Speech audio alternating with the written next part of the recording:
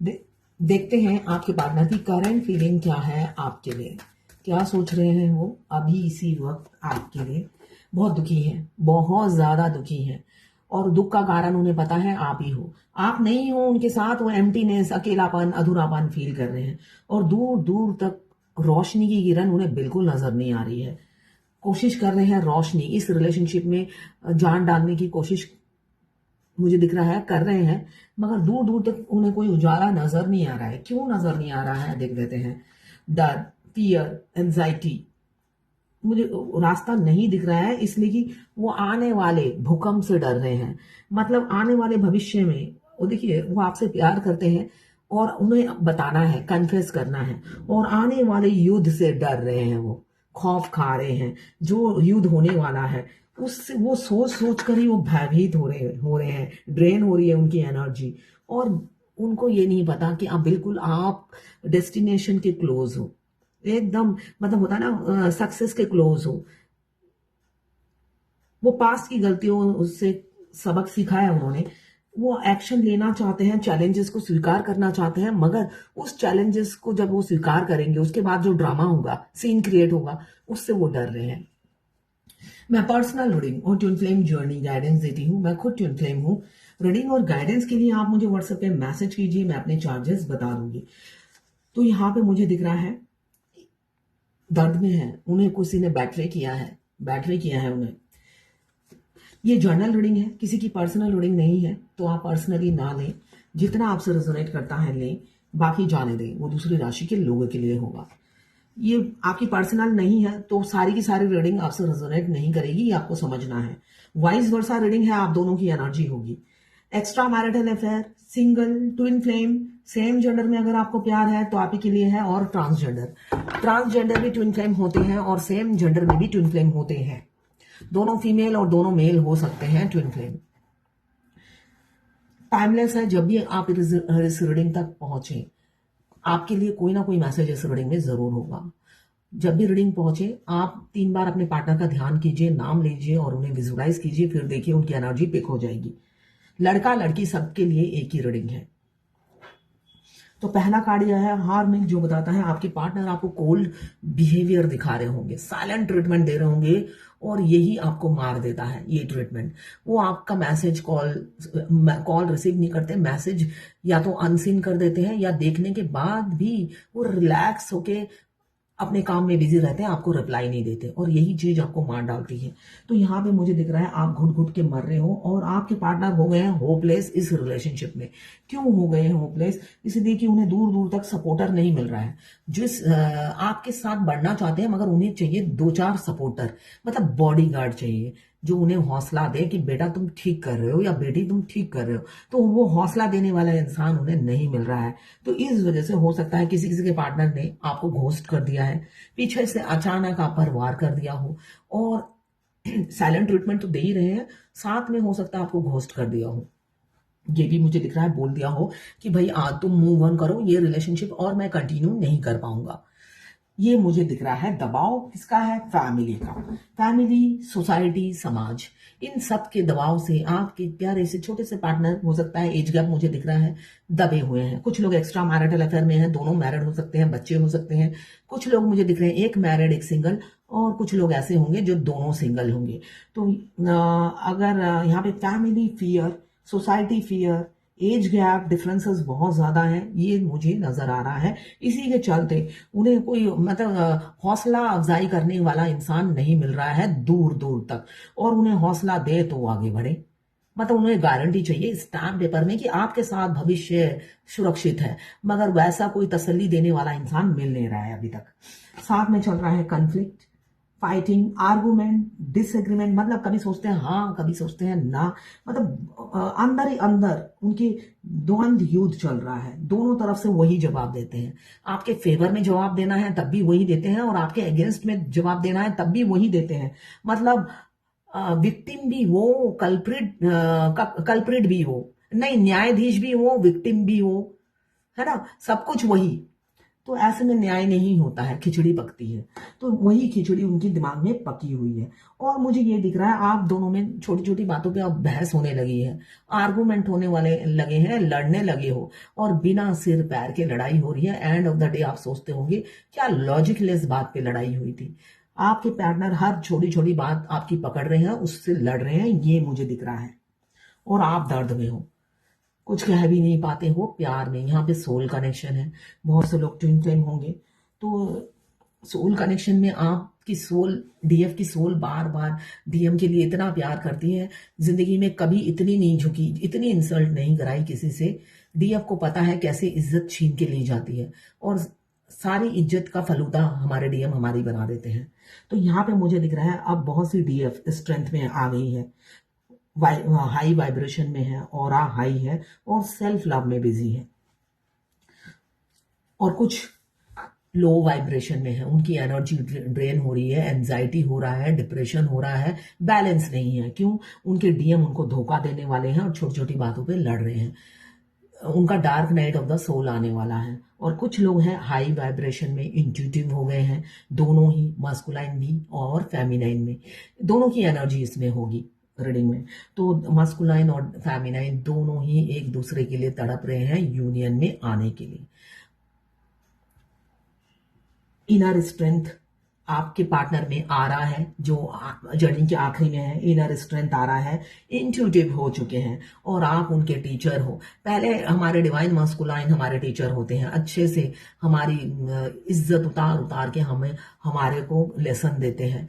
उसके बाद डीएफ इज्जत नहीं उतारती, वो हाई वाइब्रेशन में रहती है और आइसोलेशन में चली जाती है, वो दूसरी तरीके से उनको ट्रिगर करती है। तो ऐसे ही दोनों को ट्रिगर करते हैं और शिक्षा देते हैं। तो अब आपके मास्कुलाइन, बहुत से लोगों के मास्कुलाइन आपसे सारा ज्ञान अर्जित कर चुके हैं, शिक्षा ले चुके हैं, और आपको अपना टीचर मान चुके हैं। अब वो आ रहे हैं, स्ट्रेंथ इकट्ठा कर रहे हैं, सोसाइटी फियर, समाज फियर से निकलेंगे। दो सिचुएशन, थर्ड पार्टी है आप लोगों के बीच में, कोई ना कोई ऑब्स्टिकल है जिस वजह से आपको कमिटमेंट नहीं देते हैं और आपके साथ बढ़ नहीं पाते हैं, मगर उन बाधाओं को काट कर वो बाहर निकलेंगे। पहला कार्ड यह है अकेलापन, खालीपन, जो आपके लिए ही उन्हें हो रहा है। अब आखिरी का कार्ड आया है द हेरोफेन, जो बता रहा है वो किसी से सलाह मशवरा ले रहे हैं। शादी करनी है तो आप इसे करनी है, बेशक वो शादीशुदा हो। देखिए, ट्विन फ्लेम मैक्सिमम 95% मैरिड होते हैं, दोनों ही, या एक मैरिड एक अनमैरिड। मैं अपने डिवाइन काउंटर पार्ट से शादी के 18 साल बाद मिली थी, ठीक है। तो ये नॉर्मल है, मेरे डिवाइन काउंटर पार्ट भी मैरिड थे, उनकी शादी को जस्ट 2 साल हुए थे, और उनका मेरे से मिलने से 1 महीना पहले ही उनका बेटा हुआ था। तो ऐसा ही होता है, और एज गैप भी बहुत ज्यादा हम दोनों में, मैं बहुत बड़ी हूं उनसे। तो ये नॉर्मल है, बहुत नॉर्मल है ये ट्विन फ्लेम में।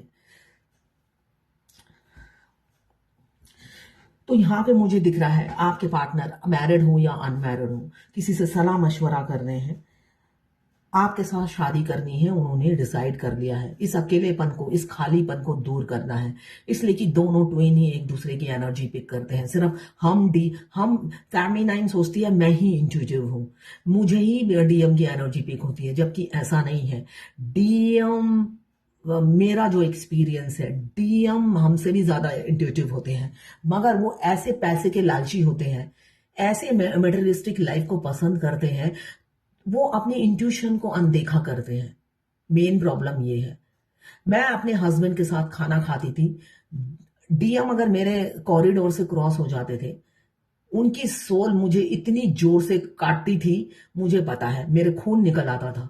मतलब उनकी सोल में इतनी पावर है, इतनी पावर है, मतलब उस टाइम तो वो अनअवेकन थी, सिर्फ बदमाशी करती थी मेरे साथ।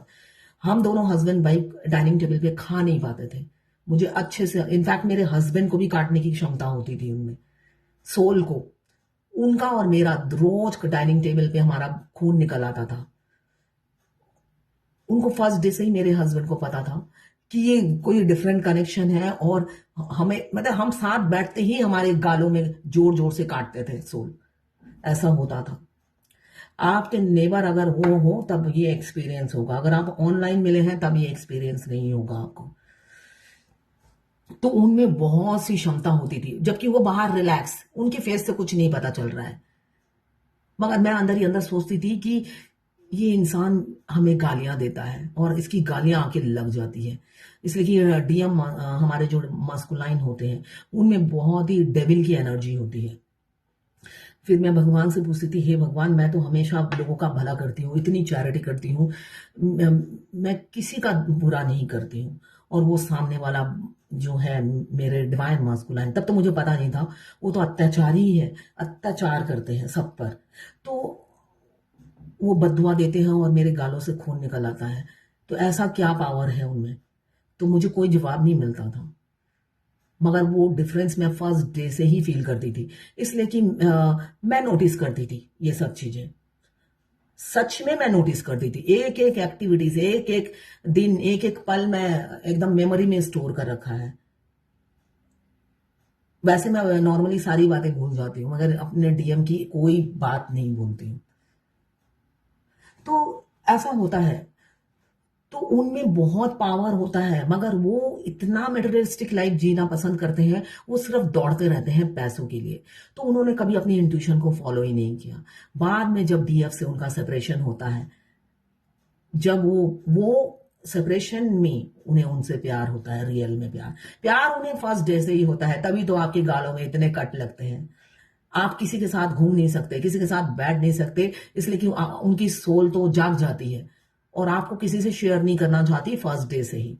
चाहे वो आपके हस्बैंड हो या बॉयफ्रेंड हो, अनमैरिड हो तो बॉयफ्रेंड हो, या आप किसी पड़ोसी से भी नॉर्मल बात कर रहे हो, तो वो आपको शेयर नहीं करना चाहती डे फर्स्ट से।